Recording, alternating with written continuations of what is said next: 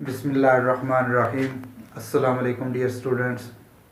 बेटा आज जो हम लेक्चर डिलीवर कर रहे हैं वो है इलेक्ट्रिकल सेकेंडरी का सब्जेक्ट इलेक्ट्रिकल मेजरिंग इंस्ट्रूमेंट्स, जिसका कोड है 8223।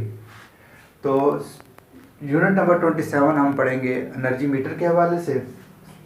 तो एनर्जी मीटर, पहले आपको बता दें कि एनर्जी मीटर क्या होते हैं।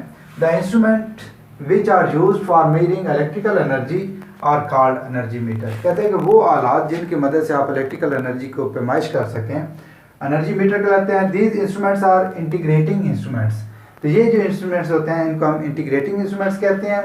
These instruments are also called KWH meter. तो ये बेटा KWH मीटर भी इनसे जाना जाता है।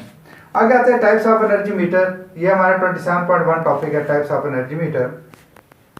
तो नंबर 1 है बेटा electrolytic meter, number 2 clock meter, number 3 motor metre.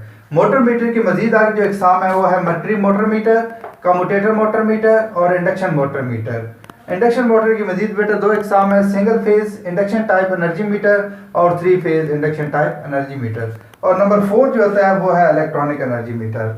तो बेटा ये याद रखिएगा कि आपके सिलेबस में जो एनर्जी मीटर्स हैं वो इंडक्शन मोटर मीटर होते हैं, जो कि single phase induction type energy meter और 3 phase induction type energy metre. बाकी जितनी टाइप्स हैं ये आपके सिलेबस में नहीं है, तो क्योंकि ज़्यादातर आप इस्तेमाल हो रहे हैं हमारे पास इंडक्शन मोटर मीटर और इलेक्ट्रॉनिक एनर्जी मीटर, लेकिन आपके सिलेबस में सिर्फ इंडक्शन मोटर मीटर है, तो हम इसी को डिस्कस करते हैं। नेक्स्ट है बेटा 27.2 construction of single phase induction type energy meter. It has following 4 main parts. इसके जो बेटा 4 मेन हिस्से होते हैं, potential coil, current coil, braking magnet और एल्युमिनियम डिस्क। आगे आता है इसका ड्राइविंग सिस्टम क्या होगा। This system has 2 electromagnet having silicon steel lamination core. One is E shape, the other is U shape. The E shape magnet is called shunt magnet. The center limb has wound with thin copper wire having more number of turns, which is called potential coil. Once on center limb edge, a copper ring is used which is movable. The U-shaped magnet is placed below the shunt magnet. Both limbs are wound a thick copper wire having few number of turns. This coil is connected in series with load. This coil is called current coil. Next number होता है बेटा moving system. This system consists of spindle having aluminum disc. The spindle fixed in the jewel bearings. The aluminum discs move freely between both magnets. कहता है कि यहाँ पे जो इसका मूविंग सिस्टम है, मूविंग सिस्टम में एक स्पिंडल होती है और इस स्पिंडल के ऊपर बेटा एक एल्युमिनियम डिस्क जो है वो फिक्स कर दी जाती है और इस स्पिंडल को एक ज्यूल बेरिंग के अंदर फिक्स कर दिया जाता है। ये याद रखा है, ज्यूल बेरिंग जो होता है वो जो लगाया जाता है वो नीचे की जानिब ज्यूल बेरिंग यूज किया जाता है, जो कि जो स्पिंडल के निचली सिरे पर होता है। जस्ट लाइक दिस कि ये जो हमारे पास स्पिंडल है और इसके नीचे यहाँ पे ये ज्यूल बेरिंग लगाएंगे और ये सफायर का बना होता है। इसका जो मटेरियल होता है ज्यूल बेरिंग्स का वो सफायर है और इसके ऊपर आपने ये एल्युमिनियम डिस्क जो है बेटा वो फिक्स कर देते हैं, जो कि इन दोनों मैग्नेट्स के दरमियान मूव करती है। और ऊपर जो है एक मैग्नेट के अंदर होल होता है वो लगा देते हैं। ये सिर्फ गाइड जो है ना उसके लिए इस्तेमाल किया जाता है।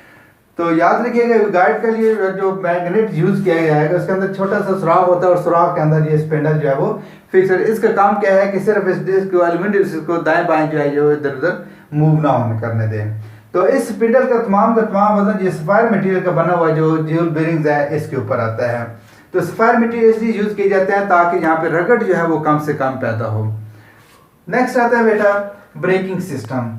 The braking system is used for adjustment of speed of disc for braking.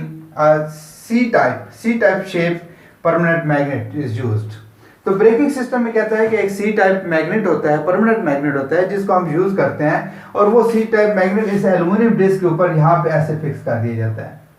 तो ये इसके पीछे एक स्क्रू होता है, अगर आप स्क्रू को टाइट करते जाएंगे तो ये C-type मैग्नेट जो है वो ये जो एल्यूमिनियम डिस्क है इसके अंदर की जान मूव करते जाता है, जिसकी स्पीड जो है वो स्लो होती जाती है। ये इसके पास मकसद क्या होता है कि एडी करंट पैदा करता है यहाँ पे, क्योंकि यहाँ पे मैग्नेटिक लाइन ऑफ फोर्स मौजूद होती है। यहाँ पे ये इसका एक नॉर्थ पोल, अगर ये आप ये मैग्नेट बनाते हैं तो बेटा इसका एक ये नॉर्थ पोल है और एक इसका साउथ पोल हो जाता है। तो यहाँ से मैग्नेटिक लाइन ऑफ फोर्स जो है वो चालू होती है। जब एल्यूमिनियम डिस्क इसमें से फ्लो करती है तो एल्यूमिनियम के अंदर एडी करंट पैदा होती है। तो एडी करंट क्या होती है, वो अपनी कॉज को अपोज करती है। तो जो जब आप सी टाइप मैग्नेट अंदर की जानिब मरकज की जानिब जब मूव कर रहे होंगे तो वहाँ पे एडी करंट जो है वो ज़्यादा पैदा होती होगी, जिसकी वजह से क्या होगा कि एल्यूमिनियम डिस्क जो है वो स्लो होनी शुरू हो जाती है। और जो जब आप इसको बाहर की जानिब मूव करते हैं, स्क्रू को जो आप खोलते जाते हैं, तो ये जो सी टाइप मैग्नेट है ये बाहर की जानिब मूव करना शुरू कर देता है, जिसकी वजह से क्या होगा एडी करंट कम जो है पैदा हो रही होती है, जिसकी वजह से स्पीड जो है वो तेज हो जाती है। For breaking a C-shaped permanent magnet is used, the aluminum disc rotate between open jaws of this magnet. ये जो मैग्नेट है इसके ओपन jaws के दरम्यान ये आज़ादी से घूम सकती है। The magnet move inside of the disc, the speed become slow. तो जो आप डिस्क सी टाइप मैग्नेट को मरकज की जानिब मूव करते हैं तो इसकी स्पीड जो है वो स्लो होना शुरू होती है। And if move outside it becomes fast, और जो जब इसको बाहर की जानिब मूव कराते हैं तो इसकी स्पीड बेटा तेज होना शुरू हो जाती है। बेटा registration system, on the upper side of spindle a warm gear is used. कहता है कि स्पिंडल के ऊपर वाली सिरे के ऊपर एक वार्म गियर जो है वो लगाए जाते हैं। When spindle rotate then the worm gear rotate the worm wheels. जो ही कहते हैं स्पिंडल रोटेट करती है तो वार्म गियर जो है वार्म व्हील्स को रोटेट कराने शुरू कर देता है। A mechanical counter is fixed with this warm wheel.